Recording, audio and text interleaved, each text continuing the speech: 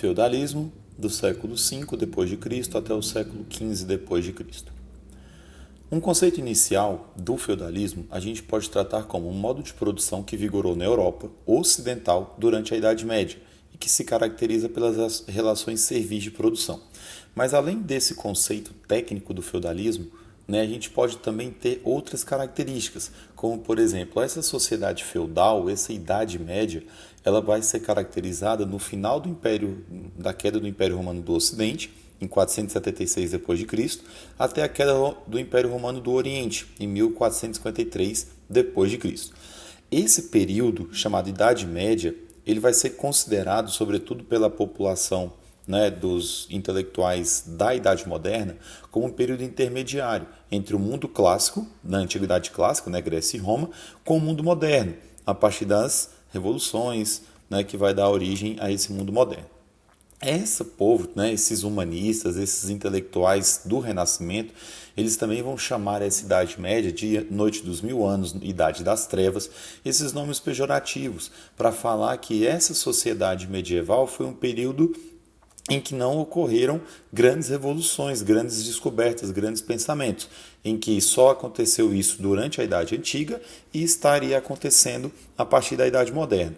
Mas a gente sabe que essa Idade Média, ela não deveria ser chamada só de média, mas como a gente não tem um outro nome agora para caracterizá-la, acabou que se chama de Idade Medieval, mas a gente tem que saber que ela não é média por não ter desenvolvido grandes coisas, terem conquistado grandes coisas.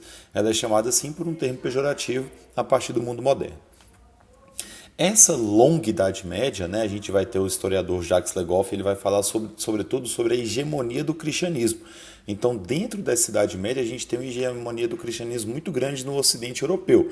É claro que no norte da Europa a gente ainda tem, por exemplo, os vikings com a sua própria mitologia de deuses, mas dentro da Europa a gente vai ter essa hegemonia do cristianismo, sobretudo com o clero, bem estabelecido, com a nobreza, dentro dos seus diversos cargos, e os camponeses, o campesinato, os plebeus, os servos. Dentro dessa longa Idade Média, a gente também vai ter o medo da peste, com o surgimento dos primeiros hospitais. É claro que não tinha aquela característica da produção de medicamentos, mas vai ser o surgimento dessa ideia. A gente também tem carroças e cavalos na produção agrícola, e nós vamos ter também uma lenta alfabetização dessa população medieval, sobretudo também com as crenças dos milagres. Ou seja, a gente tinha uma população grande de analfabetos e também a gente tinha um controle cristão sobre essas crenças, sobretudo nas crenças dos milagres. Como que vai dar início o surgimento dessa que nós vamos chamar de Idade Média, dessa Europa feudal? Pós o Império Romano, a gente vai ter as grandes migrações e as grandes invasões dos povos germânicos, que os romanos e os europeus, os europeus ocidentais, vão chamar de povos bárbaros. Eles eram bárbaros porque não detinham a cultura ocidental. E, nesse período, vão ser criados diversos reinos independentes. A gente tem o reino dos visigodos, os reinos de Odoacro, o reino dos ostrogodos, a gente tem o reino de Bizâncio, lombardos, os eslavos, mas o principal para a gente nesse período vai ser o reino franco.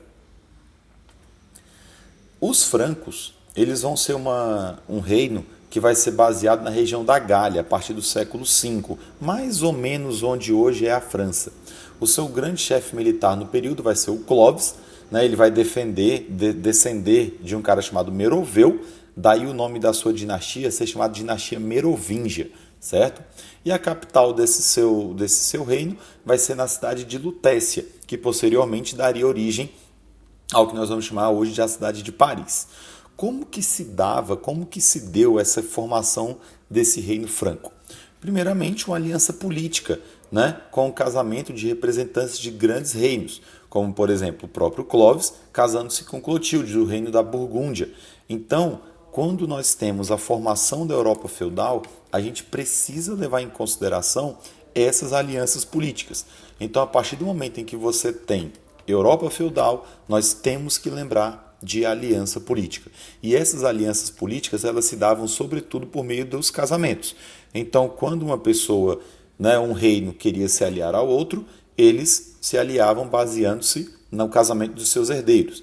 Né? A gente tem na imagem aqui do slide, por exemplo, né, a coroação de Clovis. Né? E uma outra forma de aliança para a formação desses reinos germânicos, né, esses reinos que nós podemos chamar de bárbaros, é a aliança com a Igreja Ocidental. Então a gente não pode falar de Idade Média sem a aliança política dos reis com a Igreja. Elas são completamente dependentes. Entretanto, nesse período, nós vamos ter uma diferença na concepção do que é Estado. Então, hoje, para o mundo ocidental, o Estado ele é basicamente a administração de um bem público. Então, quando nós falamos de Estado, ele não é uma propriedade privada. O Estado ele é uma propriedade pública, né? É uma propriedade de todos. Então, quando nós falamos servidores públicos, são servidores do Estado, aqueles que defendem o público. Para os francos, o Estado era uma propriedade particular do rei. Então não existia essa ideia de terra pública, existia a terra do senhor, a terra do rei. Né? E aí, com o passar, né, do tempo, né, com os herdeiros de Clovis, eles vão ter um fracasso nessa manutenção dessa unidade frágil, né, dessa frágil unidade territorial. E aí a administração vai passar sobretudo para o prefeito do palácio. Um desses grandes prefeitos vai ser um carinha chamado Carlos Martel, e ele vai ser importantíssimo, sobretudo na Batalha de Poitiers, que vai acontecer ali por volta do ano 732, na Península Ibérica, no freio, né, do avanço dos muçulmanos sobre o território europeu. Sobre a invasão islâmica, nós vamos ver nas próximas explicações. Então, uma das grandes importâncias de Carlos Martel para o domínio dos francos na Europa foi o freio, né, bloquear essa invasão islâmica no seu território. Após isso, Pepino o Breve, né, ele vai se autoproclamar rei dos francos. Né?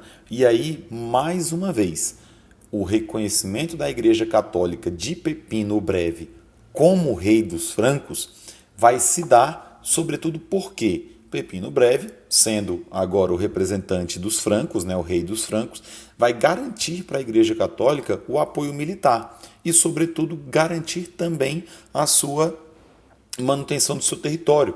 Então vai ser criado o que nós vamos chamar de patrimônio de São Pedro, que lá no futuro, né, a gente vai também chamar de estados pontifícios e hoje nós chamamos de cidade do Vaticano.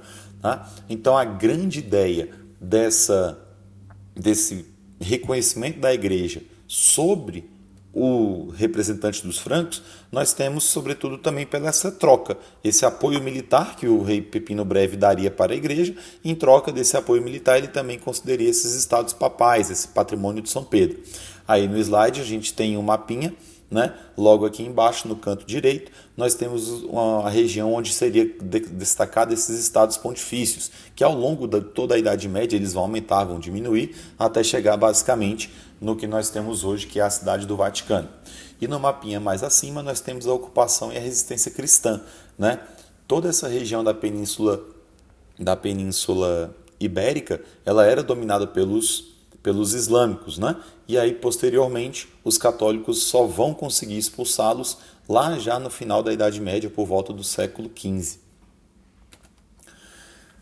O Império Carolíngio, né, que vai dar essa grande estrutura e característica da Alta Idade Média, né, sobretudo com um carinha chamado Carlos Magno.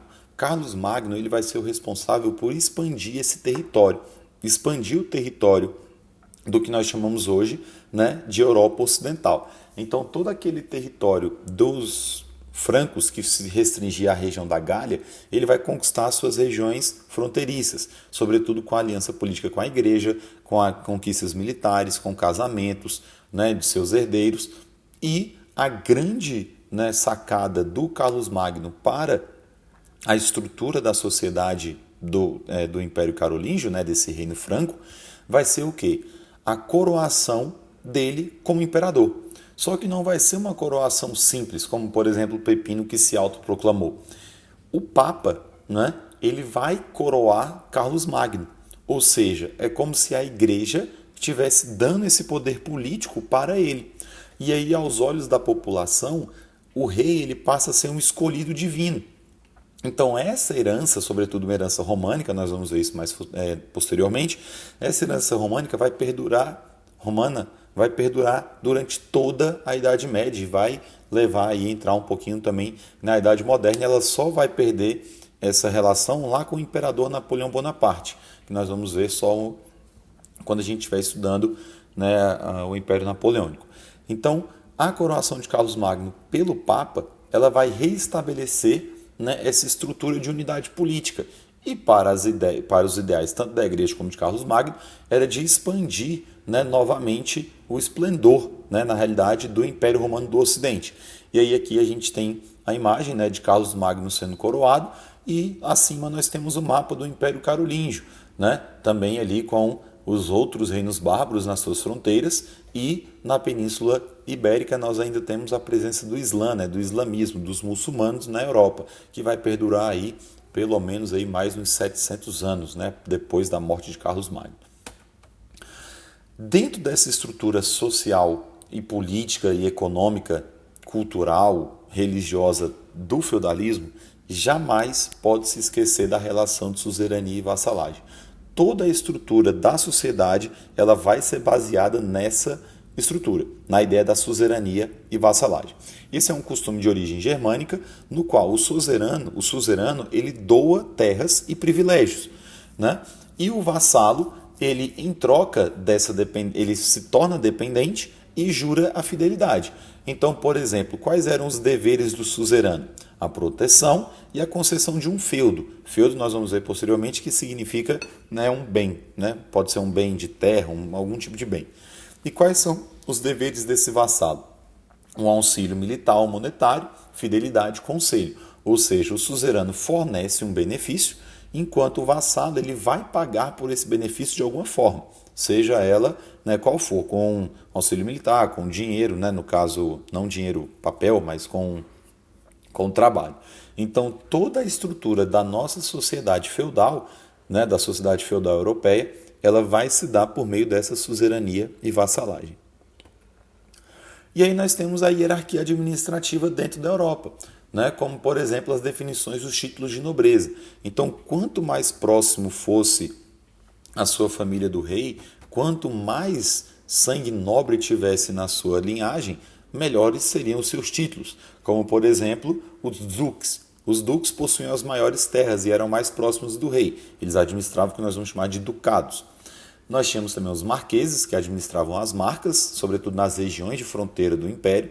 Os condes, que administravam regiões menores, sobretudo espalhadas pelo reino. Então, geralmente, duques e duquesas, marqueses e marquesas, condes e condessas, né, eles casavam entre si, certo? Então, para manutenção dessa hierarquia administrativa, para manutenção desses títulos de nobreza, o casamento era feito dentro das suas próprias classes sociais. E além, né, desses títulos, dos duques, marquês, condes, né, dependendo da região, nós vamos ter outros títulos também, como, por exemplo, barão, visconde, arqueduque, mas a estrutura básica são esses três. Obviamente, além do rei, né, que é o título máximo. Nós tínhamos também o missi dominici, que eram os funcionários reais que fiscalizavam os nobres e suas administrações. Então, o rei também tinha funcionários que seriam responsáveis por fiscalizar, né, fazer uma espécie de auditoria, né, desses nobres e suas administrações. E algo que a gente vê muito em filmes, né, e documentários são os capitulares, que eram documentos escritos com as ordens e os comunicados do rei.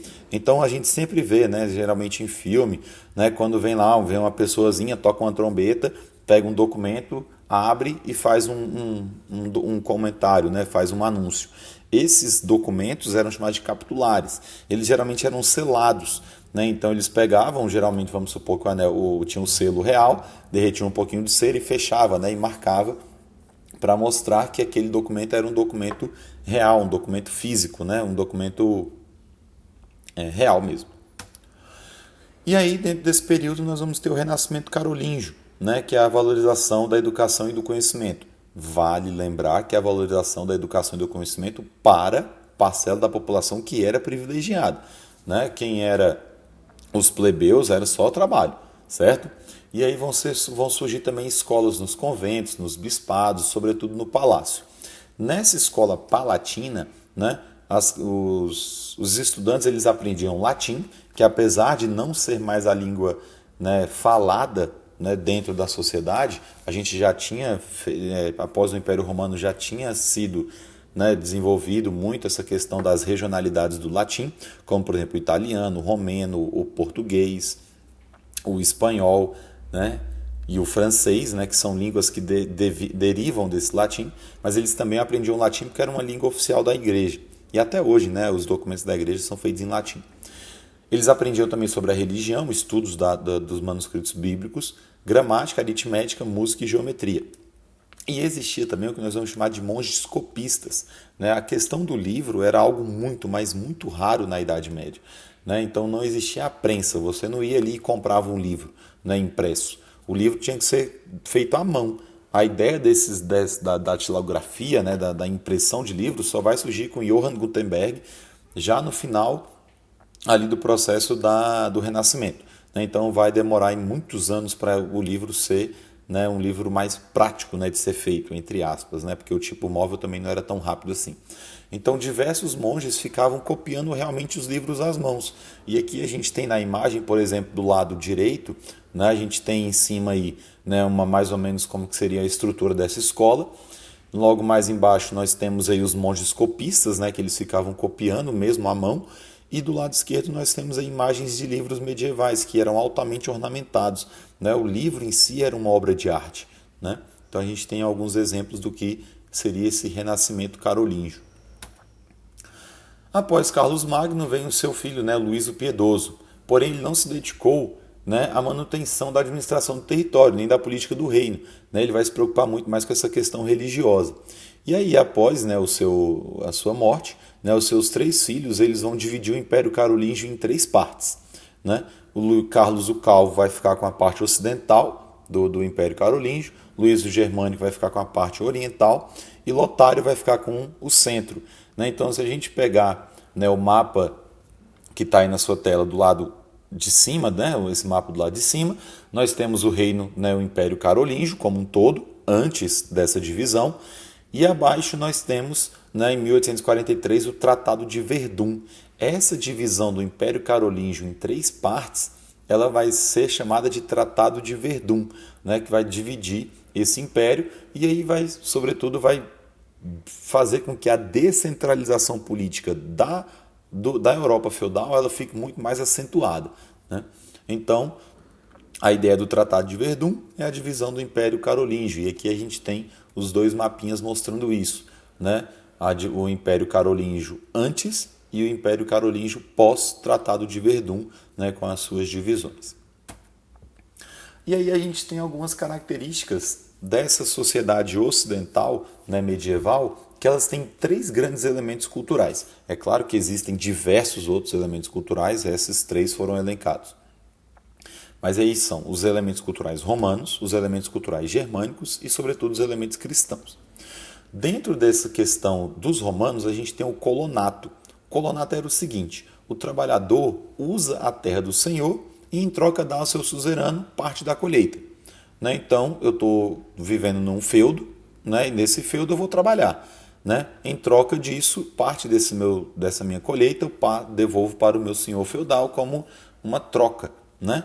Não era uma troca muito justa, mas era o que acontecia na época. E outra herança muito importante para a sociedade feudal era o caráter sagrado da monarquia, né? Ou seja, o rei ele não deveria ser questionado. Assim como os imperadores romanos não deveriam ser questionados, eram tratados como deuses. A diferença é que os reis medievais eles não eram caracterizados como deuses, como divinos. Eles eram escolhas divinas, né? Mesmo porque o mundo cristão católico ele só aceitava como ser divino a Santíssima Trindade, né? Deus Pai, Deus Filho e Deus Espírito Santo. A divindade do caráter sagrado da monarquia ela se dava por ser a igreja que escolhia o rei, né? Entre aspas, né? Ela caracterizava, né? Dava fundamento a esse rei. E outra característica germânica vai ser o comitatus, que é a ideia do juramento de fidelidade. Os guerreiros juravam fidelidade ao seu senhor, a quem deveria servir e honrar. A gente vê muito isso também em filmes, né, da lealdade dos cavaleiros para os seus senhores. E a ideia do direito consuetudinário, que é baseado na tradição e nos costumes. É um direito que não está escrito, é fundamentado no uso e nos costumes ou na prática. Isso nós vamos chamar de direito consuetudinário. E o cristianismo, ela vai ser a ideologia que vai unir esses dois povos tão distintos, quanto os germânicos e os romanos, além dos diversos outros povos que vão fazer parte dessa estrutura da Europa feudal, que não é só romano e germânico, são diversas culturas presentes nesse período.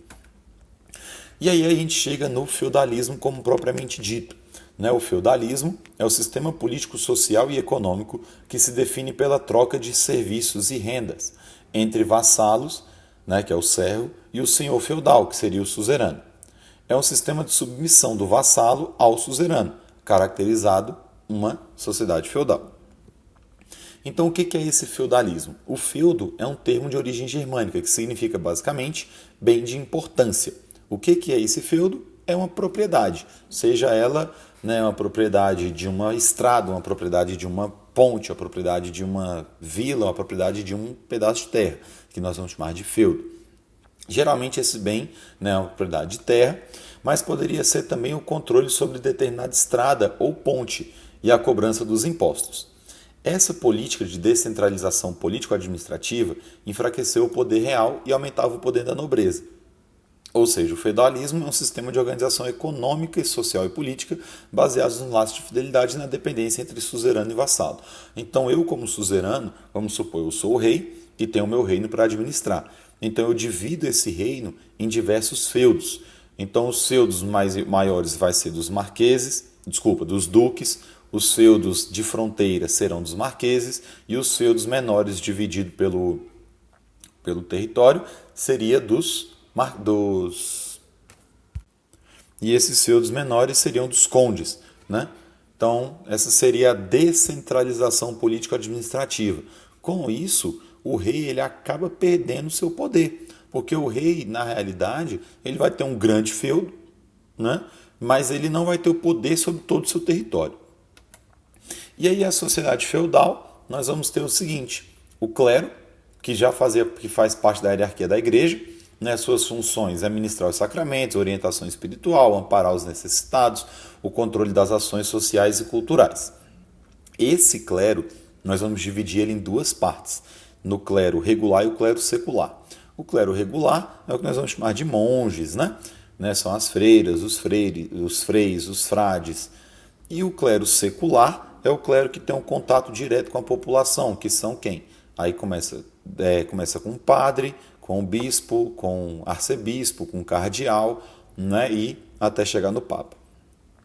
A nobreza são aqueles que descendiam das famílias nobres germânicas e romanas. As suas funções são a política, administrativa, guerra, diplomacia. São as funções de trabalho, mas não o trabalho manual, mas o trabalho político, o trabalho administrativo, o trabalho intelectual. Mas nem sempre eles também eram intelectuais. Existiam muitos e muitos nobres que não sabiam ler e escrever, por exemplo. E os plebeus, camponeses e vilões são todos os habitantes que não descendiam de famílias nobres. As funções deles eram trabalhar nas mais diversas atividades econômicas, desde o plantio e colheita até o artesanato e o comércio. Então o povo ele sustenta o clero e a nobreza, trabalha, paga impostos, trabalha para o rei nas obras e na guerra. A gente tem aí também essa sociedade feudal, uma sociedade estamental. O que significa essa sociedade estamental? É uma sociedade em que não existe a mudança de classe social e ela é definida pelo seu nascimento. Ou seja, se você nasceu nobre, você vai morrer nobre. Se você nasceu plebeu, você vai morrer plebeu. Então não existia essa questão de um casamento entre nobre e plebeu. Essa ideia do conto de fadas, do príncipe encontrar a plebeia, do plebeu ser apaixonado por uma princesa, isso aí esquece. Isso aí só está nas novelas e nos contos de fada. Na história real, essa mobilidade social ela não existia. Então é o que a gente vai chamar de sociedade estamental. A sua posição social era definida pelo nascimento, não existia mobilidade social. E a estrutura do feudo, como é que se dava? Esse feudo era dividido basicamente em três partes. Era o manso senhorial, onde ficavam as terras do senhor feudal, bosque, ficavam algumas coisas específicas do feudo. O manso servil, no caso, era onde ficavam os servos, e o manso comunal, onde ficavam as terras comuns, né, dentro desse feudo. E aí, essa economia feudal, ela era sobretudo voltada à tendência de subsistência. Então, outra coisa, a gente já conversou sobre isso em tempos passados. O que é uma economia de subsistência? É quando ela produz tudo aquilo que necessita. Mas a gente sabe que não é possível você produzir tudo que você necessita dentro do seu próprio feudo. Então, essa agricultura era uma tendência de subsistência. Eles tentavam produzir tudo aquilo que não tentavam produzir aquilo que consumiam. Mas o comércio também existia na Idade Média. Ele não era um comércio gigantesco, mas o comércio ele existia, era pequeno, mas existia. Existia também a pecuária, a produção artesanal, né? Então a gente não pode falar que a economia feudal era uma economia toda voltada para a agricultura. A maior parte era agrícola? Sim, mas não era toda voltada para lá. E a gente também tinha algumas obrigações dos servos, né? Os servos pagavam diversos impostos, né? Mas alguns dos mais específicos, né, são a corvéia, que era o trabalho gratuito dos servos na agricultura, né, construção de pontes, fortificações. Mais ou menos assim. Eles trabalhavam no manso senhorio de 2 a 3 dias por semana. E tudo que era produzido lá ficava com o senhor feudal. As banalidades eram os impostos pagos pela utilização da infraestrutura do feudo, como, por exemplo, o moinho, forno, celeiro, ponte, estrada, né? Então, tudo aquilo que era utilizado no feudo, né, pelo servo, ele pagava por isso, né, que eram chamadas de banalidades. Existia também a talha, que era uma porcentagem, né, que vai variar de 30%, 40% até 50% daquilo que se produzia no manso servil, né, iria diretamente para o senhor feudal. Então vamos supor, se ele produzisse 50 quilos de arroz, 25 quilos de arroz ele teria que dar diretamente para o senhor feudal. Desses 25 que ele sobrou, ele teria que pagar as banalidades, teria que pagar, por exemplo, a mão morta, né, que é o imposto pago pela morte do chefe da família. Então vamos supor, né, estamos numa família feudal, eu sou o servo, tenho minha esposa e mais 4 filhos. Eu morro, os meus filhos vão ter que pagar essa mão morta, né, que é o imposto pelo chefe de família. É basicamente o imposto que você pagava para ter o direito de continuar nessa propriedade, né? E assim você quando morresse, os seus filhos pagariam por você, e assim hereditariamente. E a capacitação era um imposto anual pago individualmente ao senhor feudal. Então todo ano você pagava esse imposto chamado de captação. E além de todos esses impostos, os servos também eram obrigados a prestar serviço militar em caso de guerra e dar hospitalidade ao seu senhor. E outros também impostos, como por exemplo nós tínhamos o dízimo, né? Ou o tostão de Pedro, que você tinha que pagar 10% da sua produção para a Igreja Católica. Até o século XI nós vamos chamar de Alta Idade Média. A partir do século XI nós vamos chamar de Baixa Idade Média. Por quê? Porque vão surgir algumas características, né, que vão ser um pouco diferentes, como por exemplo, né, a expansão da área cultivada. Então a partir do século XI a sociedade feudal elas vão desmatar alguns bosques, vão aterrar alguns pântanos, elas vão ampliar essa área de cultivo das plantações. Vão ter algumas inovações técnicas, como por exemplo a charrua, né, que é uma espécie de arado, né, bem mais forte, que ele conseguia cavar e movimentar, né, a terra muito mais forte, né, muito mais profundo, trazendo os nutrientes para a superfície. E outra coisa importantíssima vai ser a substituição do sistema bienal para o sistema trienal de produção. Era mais ou menos assim. No sistema bienal, eles dividiam a propriedade de terra em 2 partes. Num ano plantava na parte A, no outro ano plantava na parte B. A partir do sistema trienal, eles dividiram esse campo em 3 partes, né? Então, na parte 1 plantava A, na parte B plantava C, na parte 1 plantava A, na parte 2 plantava B, na parte 3 plantava C. E aí fazia-se, né, o rodízio, né, como a gente tem aí no nosso slide, né, a questão dessa separação. E a gente também vai ter a utilização do cavalo na produção, né? Antes eles usavam uma espécie de arreio, né, do cavalo, onde o cavalo amarrava para puxar o material, eles amarravam no pescoço do cavalo. E, obviamente, amarrando no pescoço do cavalo, a produção era bem menor, porque o cavalo tinha menos força, né? Ele ficava ali sufocado. e aí depois eles vão começar a amarrar no peito do cavalo, então vai ter muito mais força, cavava-se muito mais profundo. Então são essas pequenas mudanças que vão dar um crescimento bem significativo para a sociedade feudal, inclusive um crescimento demográfico, com a ampliação da oferta de comida, da oferta, né, de matérias-primas, e com a ampliação e com a diminuição também de um pouco da força, de um pouco do trabalho do servo, né, você acaba tendo um crescimento demográfico significativo nessa sociedade. E aí, nesse período, nós também vamos ter o revigoramento do comércio nas cidades. Com essa alta produtividade no campo, aconteceu também o que nós vamos chamar de êxodo rural. Ou seja, muitos servos eles saíam dos seus feudos e em busca dessas cidades para conseguir algum tipo de trabalho, né, um pouco melhor do que tinha lá no campo. E aí muitos deles vão se tornar artesãos, muitos vão se tornar comerciantes, né, sapateiro, costureiro, padeiro, né, feirantes, né, comerciantes. Né. Então, dentro desse revigoramento do comércio das cidades, a gente tem uma consequência daquelas inovações tecnológicas lá no campo.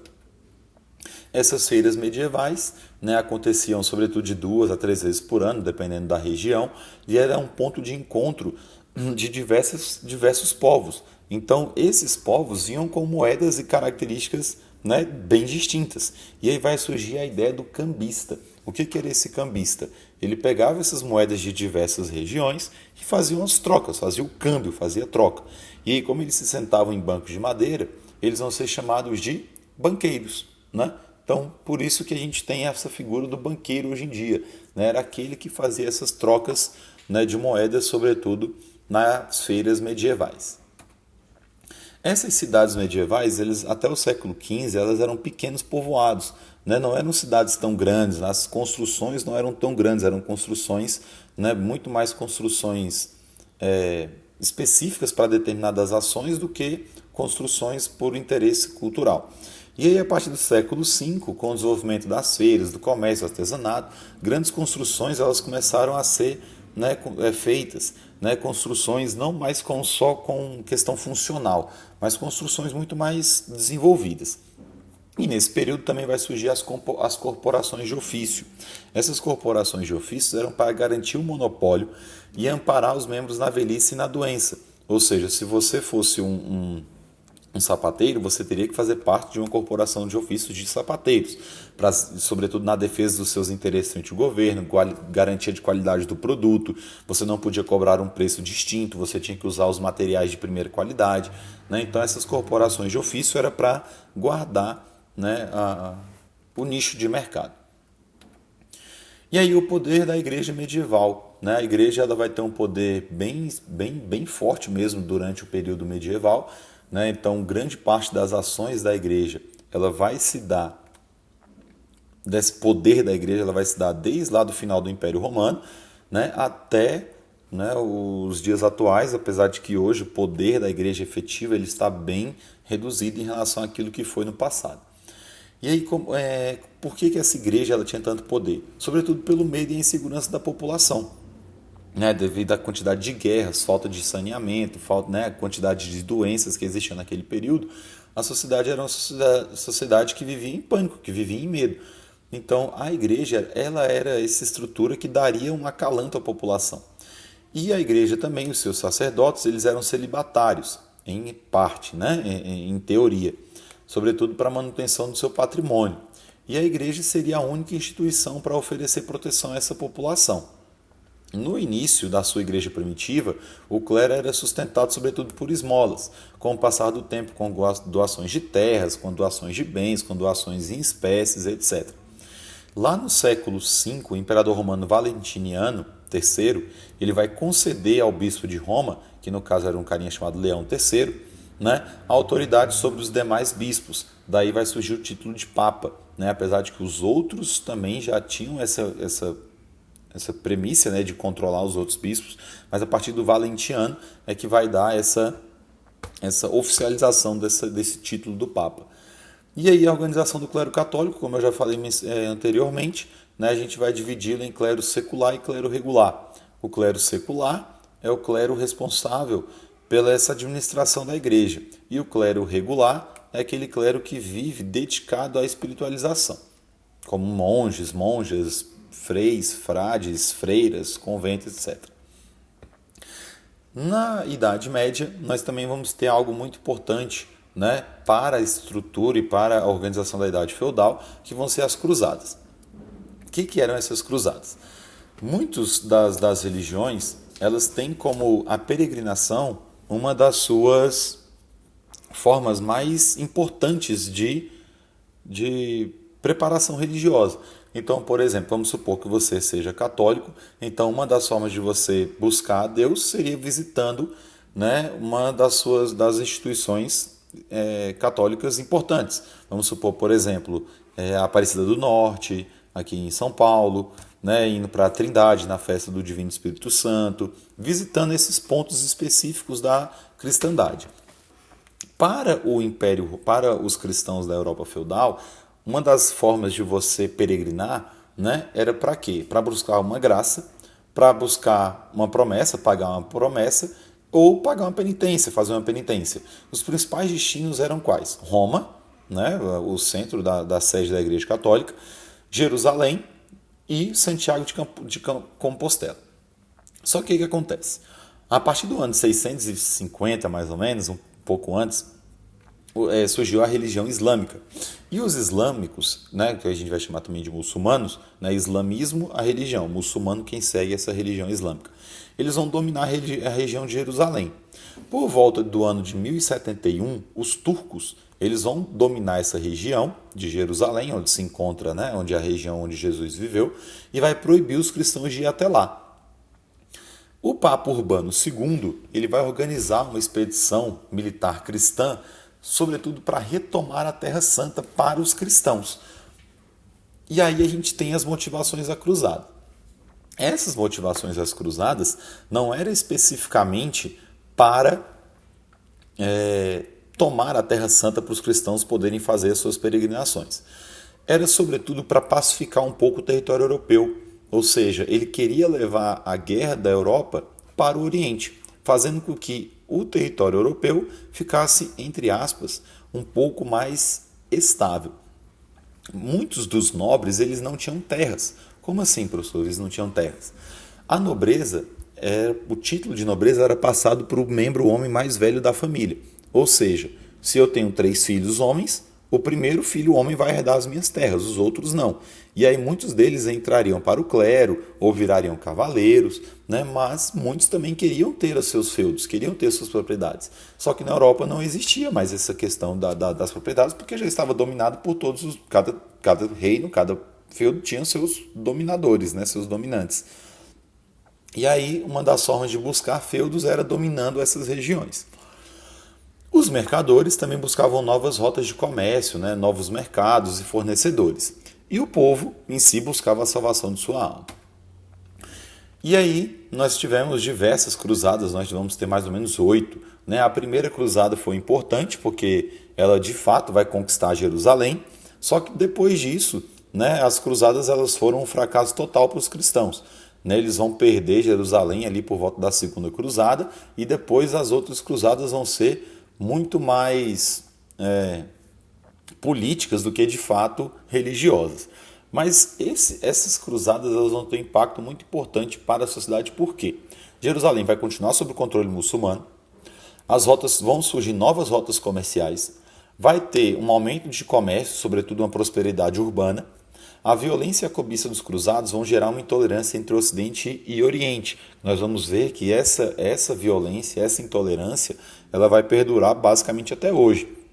E outro fator importantíssimo nesse período é o enfraquecimento da nobreza, mesmo porque a guerra ela era feita por nobres. Os soldados que iam na linha de frente geralmente eram plebeus, mas o grosso da guerra também era feita por nobres. E durante basicamente 200 anos, os nobres vieram perdendo sobre recursos financeiros e recursos de vida durante esse período. E aí nós vamos ter a crise do século XIV, né, que sobretudo com a ascensão da burguesia. Com esse enfraquecimento da nobreza, essa classe de comerciantes que vão surgir a partir do revigoramento do comércio, a partir da produção pecuária que estava, né, que tinha sido tinha tido um ganho muito grande anterior, né, vai fazer com que essa população vá para as cidades. Então, essa burguesia que vivia nos burgos, né, que viviam nas cidades, ela vai ter um crescimento, sobretudo por esse comércio. A produção agropecuária ela não vai acompanhar esse crescimento demográfico mais, sobretudo também por uma limitação técnica, né? E aí vai gerar o quê? Vai gerar crise de fome, crise de subnutrição, crise de mortes, né?